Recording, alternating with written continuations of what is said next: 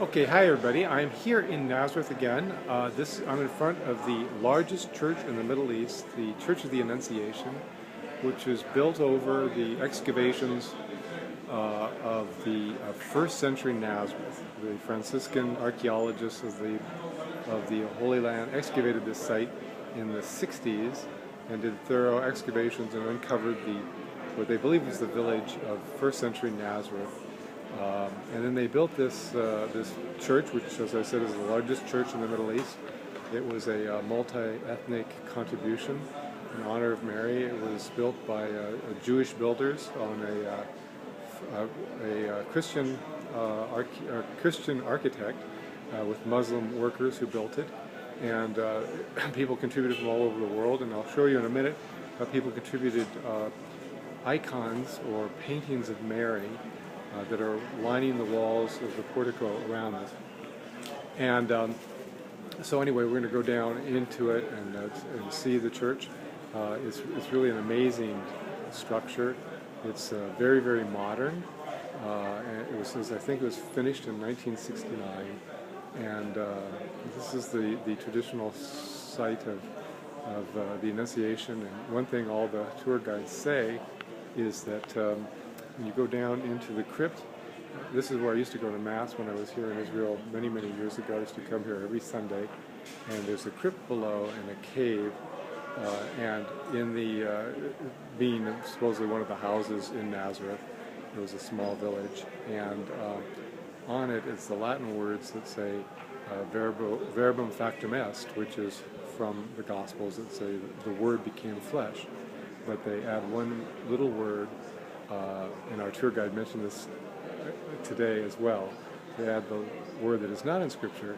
It's the Latin word hic, which means here, and that means here the Word became flesh. And it's just a sort of a powerful statement of the fact that everything happened here. Archaeologists are fairly certain that this is the approximate site of the first century village of Nazareth. And so whether it was exactly here or a few hundred yards away, this is where everything began. And so we celebrate that fact, the Christians of the world celebrate that fact with this massive church. And now I'm going to turn the camera around and show you some of these icons of Mary, which every country has contributed. And they're very different and very beautiful. So hold on one moment. You can see there's Egypt over there, and Singapore. This is Romania. I'm going to go through some of these very quickly.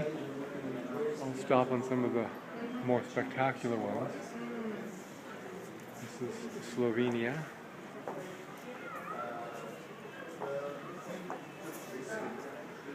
Spain.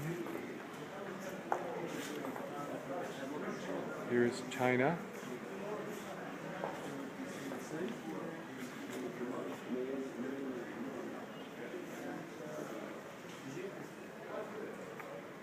Here's Scotland. Glasgow Cathedral. Here's another contribution from Spain.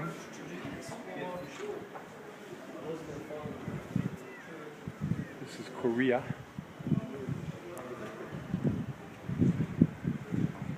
Here's Italy.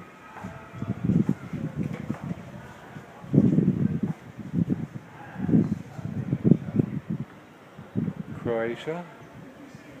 I don't see one from the United States, but I'm sure we've contributed one.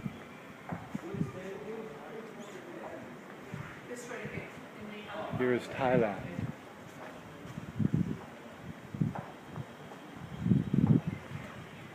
Slovak Republic.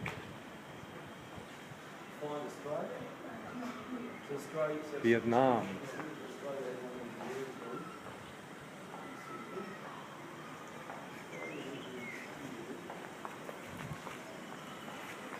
Okay, I'm going to give you a quick little view of the church. You can see it's a massive church, very large. It's also very, very modern on the inside. Very much sort of the spirit of Vatican II. In both the good and the bad sense. That kind of early 60s church architecture kind of dates fairly quickly. But I'm hobbling along on my bad leg, so if the camera is shaking, it's mostly because I'm limping. And you hear so many people from so many different places. Truly, once you get out of the United States, you really realize just how international Christendom is. Both the Orthodox and the Eastern churches and the Latin church, the Protestant churches. The Protestant churches are fairly small in the Holy Land, but they've made some significant contributions. Okay, this is the front. And as you see, up there is the Verbum Caro Factum Est. I forgot the Caro part, that's right. Verbum Caro Factum Est.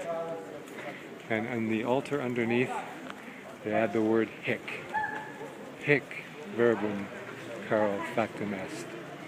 Here the Word was made flesh. Here's the statue of Mary. In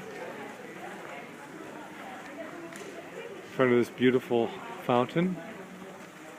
I'm showing you the outside now. We're about to go in. The sign here, no drinking the water. Asur lishtot in Hebrew. Okay, so now we'll walk in the church. I still don't see America's contribution to the paintings, but it's around here somewhere.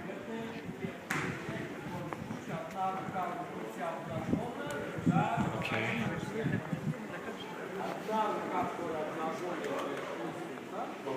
The great bronze doors.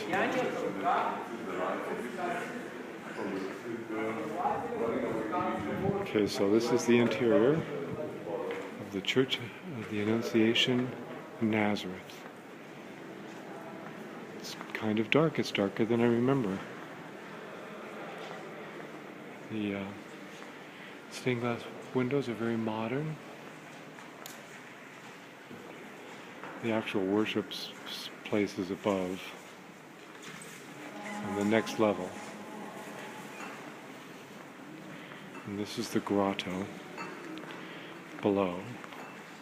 As you can see, as everywhere, there is a line. I think I'll get in the line eventually, but not right now. You can see it's the excavations of the 1st century.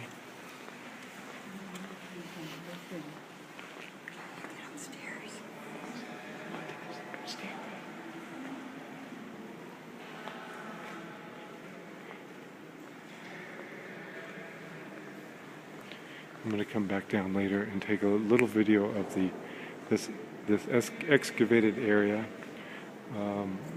where there's the little grotto and the remnants of the 1st century houses.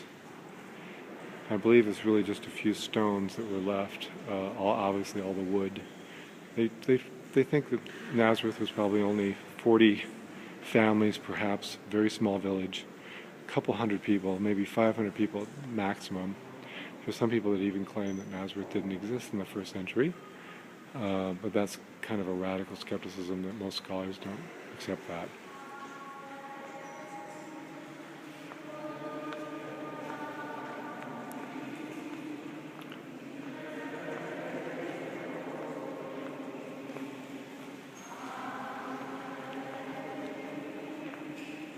There's a mass going on upstairs.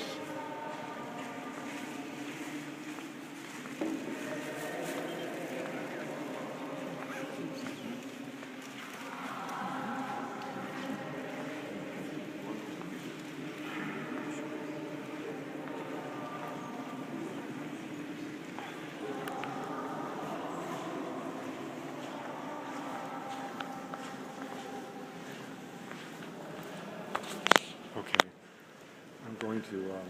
I'm going to slip upstairs now to the main church where masses are celebrated and everything. I will probably come back down here a little later. I'll come back down a little later and try and film the crypt or below where the archaeological excavations are. So I'll be back in a moment.